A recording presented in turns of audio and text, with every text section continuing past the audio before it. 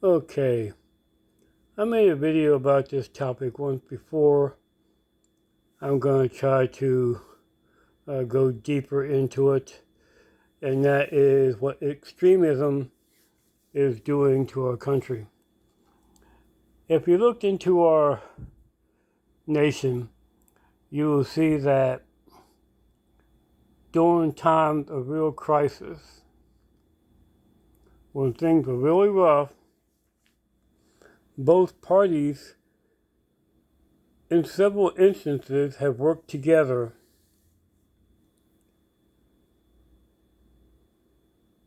for the betterment of the nation. Now, it doesn't seem like that is going on very much nowadays because each party has taken things to the extreme. I myself have always considered myself a conservative, but people have a bad, especially nowadays, they have bad views of people who are on either side, and they don't want to accept the views if it disagrees with theirs. I mean, it's gotten to the point where people are disowning their children or family members, and one close friends they are abandoning if they do not share their viewpoint. And I think the world would be a little bit dull if we all shared the same viewpoint. But I want to give you an example of both sides working together. Now, the one, of course, that most people think about is the obvious one was September 11, 2001. When that happened, before the towers had even fell, you had people, law enforcement, firefighters, paramedics, who were running up into those buildings. And I can guarantee that those people did not always share the same views. But what they did was they they put aside whatever differences they had because they were looking at the big picture. They knew that people in those buildings were about to die, and they had to do whatever they could to save them. And of course, the same happened on September 12th. That was where we came together as a nation. And we're putting aside all our petty little differences to try and find any sign of life of those people who were in those buildings. But I want to go back even before that. And people say, people of the older generations, even before me, my parents and grandparents, they always say that December 7th, 1941 is a day that will always live on in infamy. Like when people talk about 9/11, they say we will never forget. September 7th, December 7th, 1941 was the day that will live on in infamy. That was the day that the Japanese attacked Pearl Harbor. Now, interesting fact about that was at the time, Hawaii was not even a state yet. It was a territory. The United States has several territories, it still does. The Virgin Islands. Puerto Rico is technically still a territory. There are some people on there who hope that someday they'll eventually be a state. But Hawaii at the time wasn't even a state yet. Americans yes, we're living there. We had our naval base there. But it did not become a state until 1959. August 21st, 1959 was the day that Hawaii became a state. And so even before it had obtained statehood, it was the center of a kamikaze attack by the Japanese Imperial Fleet. And, up until that time, we were kind of on the fence about what was going on over in Europe and other places. We were Switzerland. We were neutral. We were doing nothing. But at the time, the Japanese, the Germans, and the Italians, they were the Axis powers. And when that happened,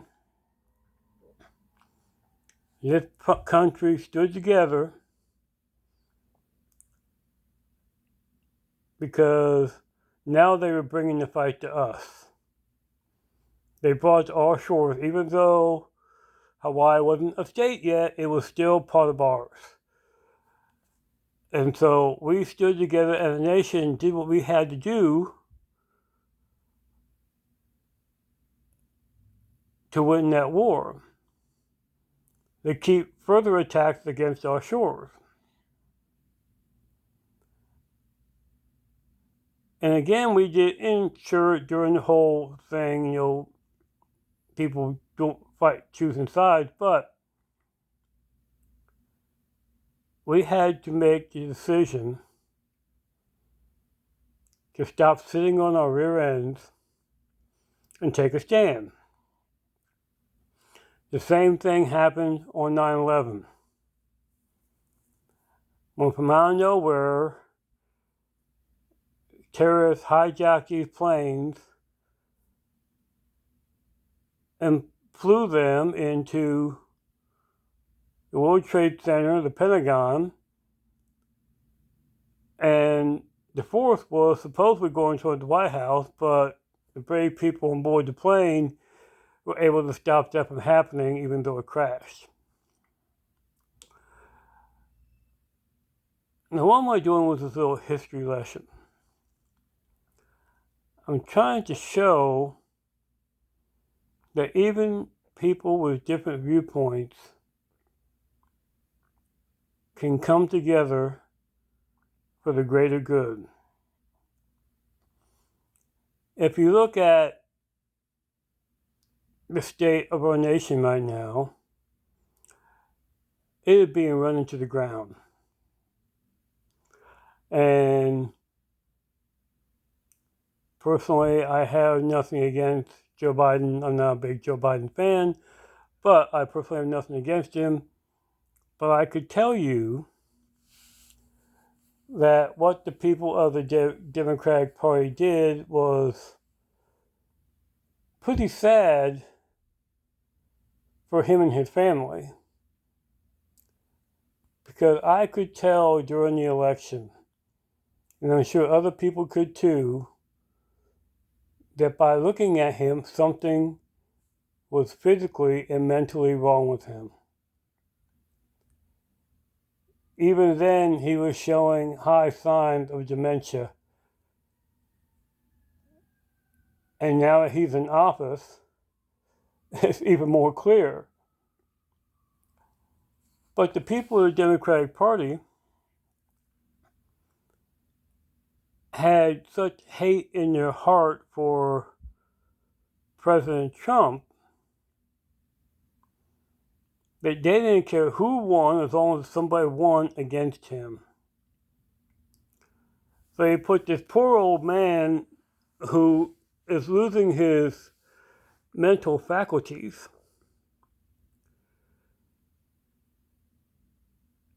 and I'm not saying I agree with everything that Trump did. I don't. I think there's a lot of things he did were good. But if you hate him, you're not going to agree with that. But the obvious thing I can think of is that there were times when he was in office, when North Korea and China both, they tried being tough with him, and he let them have it back. And they backed down. President Joe Biden cannot do that. He is doing everything he can, and I believe he's trying to do something right, but it's not working. This division that they created on both sides is making it hard on the rest of us. And what do I mean by that? Well, you got one of the first things he did was stop this pipeline, which we have, and continue to try and get our gas and oil from overseas when we shouldn't have to, because we got this pipeline. We also got reserves, supposedly, that in places like Texas and Oklahoma, there's enough crude oil under these places to last 400 years. But they're not letting these people drill for it. Inflation is going sky high. You got cities like Detroit, which are going bankrupt, becoming ghost towns. Democratic cities and states, which were once beautiful places, are becoming refugee camps for illegal refugees and immigrants. And the stuff that they are polluting people's minds with, saying that the Republican Party does not like immigrants, is not true. The United States was founded on immigrants. But somewhere along the line, I don't have the exact date, but they adopted policies to restrict the flow of people. There's so many coming in, because we did not want to be overrun, which is what's happening now. We've still got people who are coming into this country and they're doing it legally because they want all the benefits of what it becomes to become a United States citizen. When Trump was in office, there was a thing he was doing about trying to deport immigrants. And I remember seeing a news story here in Nashville about a woman who, from south of the border, I don't remember what country she was from, but she had been here for 30 years. And she had a business, and she was afraid about being deported. But the thing on my mind is, you've been here 30 years. Are you telling me that not at one time you didn't begin the process of trying to become a United States citizen?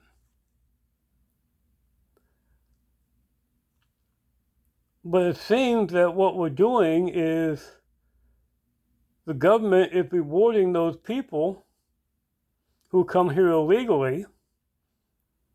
We got sanctuary cities all over the country, while we have homeless vets who can't even get something to eat in a place to lay their head, who are laying on grates in the street. We need to put aside these petty differences and work together. Extremism is what's killing us, because they are not, the so-called leaders on both sides are not thinking about us. They're thinking about the people of their party. They're not thinking of the United States as a whole. We need to stop it. There is a popular meme I've seen on Facebook, and I've posted it many times, where you have a Revolutionary War patriot who was holding the Democratic donkey in one hand and the Republican elephant in the other hand, and he's basically telling them to stop it, you need to knock it off, because what they're doing is not for the good of the people. We need to get that feeling of December 7th, 1941 and September 11th, 2001 back. We need to fight for this country. Stop being divisive. Work together. That's what we need to do. We might not always agree, but we are supposed to be the United States of America. But somehow along the way, because of all these people, these politicians, these media and social media, celebrities who think they know better than the rest of us, they are trying to divide us. I mean, you got people on one side on TV, they are doing everything they can to offend. Back in my day, we had TV shows like All in the Family, The Jeffersons, Good Times. We had movies like Blazing Saddles, who they made fun of the issues that people are so offended by today. Because what they were proving is that if you can make fun of it, then we can get through it. Stop being the divided states and become the United States once again.